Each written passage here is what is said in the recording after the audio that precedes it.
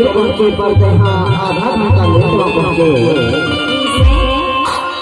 तबे तुम्हारा प्रेमी का गुस्सा लगे तुम्हारे बात बतौना पे था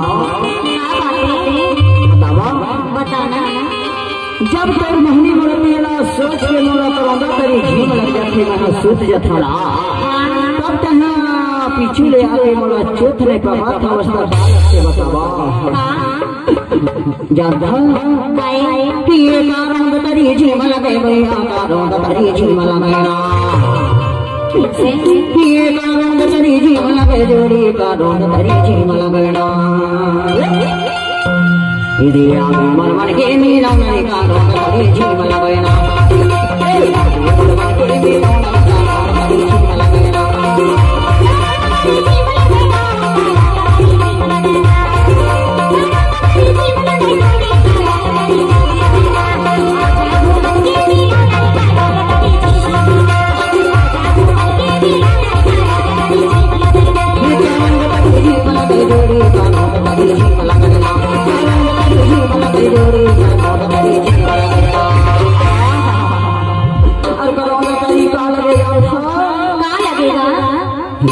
मन मन के मीना नहीं कारों का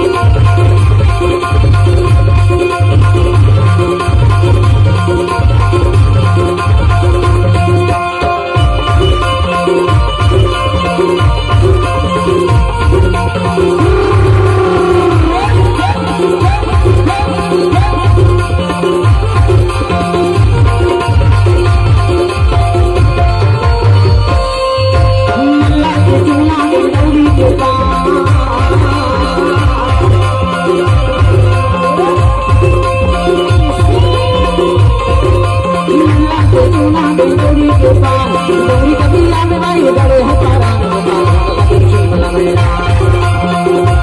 मन मन के मीना नहीं कारों का तेरी झूम लगे ना